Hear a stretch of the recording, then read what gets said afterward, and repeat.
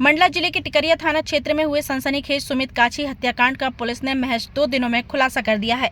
बता दें, इस मामले में पत्नी और उसके प्रेमी की साजिश ने पूरे इलाके को झकझोर कर रख दिया है। दरअसल 14 फरवरी को कुड़ामैली के पास मधुवन ढाबा के समीप एक युवक की लाश मिलने से हड़कंप मच गया था। मृतक की पहचान जबलपुर निवासी सुमित काछी के रूप में हुई है।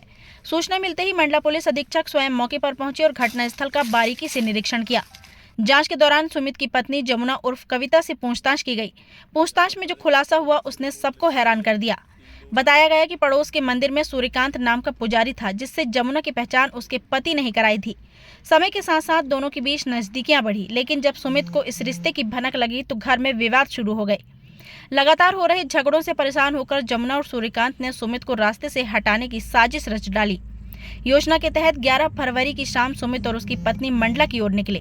रास्ते में टिकरिया थाना क्षेत्र के मधुवन ढाबा के पास सूर्यकांत पहले से ही घात लगाए खड़ा था। जैसे ही सुमित की नजर सूर्यकांत पर पड़ी, दोनों के बीच कहासुनी और फिर हाथापाई शुरू हो गई। पहले से तैयार सूर्यकांत ने क्रिकेट बैट से सुमित पर हमला किया। तीनों के बीच मारपीट होती हुई पास के जंगल की ओर बढ़ी। इसी दौरान जमुना ने घायल सुमित को सहारा देने का नाटक किया और पीछे से सूर्यकांत ने धारदार हथियार से गर्दन पर वार कर उसकी हत्या कर दी। हत्या के बाद सूर्यकांत ने जमुना का स्कार्फ लेकर हथियार बांधा और जंगल में फेंक दिया। इसके बाद जमुना देर रात टिकरिया थाने पहुंची और पति के साथ लूट की झूठी कहानी गढ़ते हुए शिकायत दर्ज कराई। उसने पुलिस को बताया कि कुछ लोगों ने उस पर हमला किया और उसका पति डरकर भाग गया। हालांकि 13 फरवरी को सुमित के भाई अमित काछी ने गुमशुदगी की रिपोर्ट दर्ज कराते हुए अपनी भाभी पर शक जताया। इसके बाद पुलिस ने जब जमुना को हिरासत में लेकर सख्ती से पूछताछ की तो पूरा राज खुलकर सामने आ गया। टिकरिया थाना पुलिस की त्वरित कार्यवाही और सूझबूझ से यह जघन्य हत्याकांड महज 2 दिनों में सुलझ गया। पुलिस ने दोनों आरोपियों को गिरफ्तार कर लिया है और आगे की कानूनी कार्यवाही जारी है। मंडला में इस घटना के बाद सनसनी का माहौल है, लेकिन पुलिस की तत्परता ने एक बार फिर भरोसा मजबूत किया है। मंडला से पूजा जोशी की रिपोर्ट।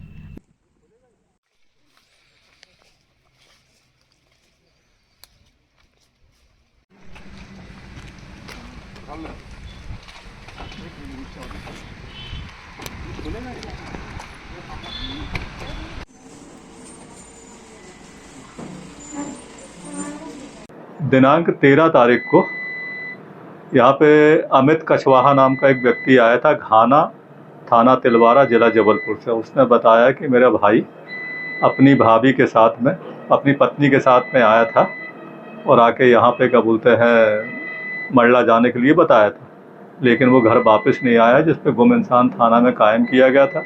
14 तारीख को सुबह पता चला कि वहाँ से कुड़ामैली के आगे कहीं से कुछ बदबू आ रही, कोई लाश पड़ी हुई है। जो हम लोग ने मौके पे जाके देखा तो पता चला कि वहाँ पे अमित का भाई सुमित काछी मृत हालत में पड़ा हुआ है। जब उनके वारसानों को बुलाया गया तब पता चला कि इनके मृतक और उसकी पत्नी के बीच में विवाद चल रहा था। उनने संदेह जाहिर किया कि पत्नी ने शायद कुछ इसमें हत्या वगैरह का हाथ रहा होगा। जब जाके उसकी पत्नी जमुना उर्फ कविता की तलाश किए, वो मिली, उससे पूछताछ की गई। उसके द्वारा बताया गया कि सूर्यकांत त्रिपाठी पंडित जी हैं जिनसे मेरी पहचान हुई थी और उन्हीं के साथ संबंध बताते हुए पति से आए दिन लड़ाई बड़ाई हो रही थी। इसलिए हमने अपने पति को रास्ते से हटाने के लिए सूर्यकांत त्रिपाठी के साथ प्लान बनाया और उनको लेकर मंडला तरफ आए। तो कुड़ामैली मधुवन ढाबा के थोड़ी सा आगे उनको जंगल में ले जाके धारदार हथियार से मारकर उनकी हत्या कर दी है और हम वापस घर चले गए थे। अभी आरोपियों को गिरफ्तार कर लिया गया है।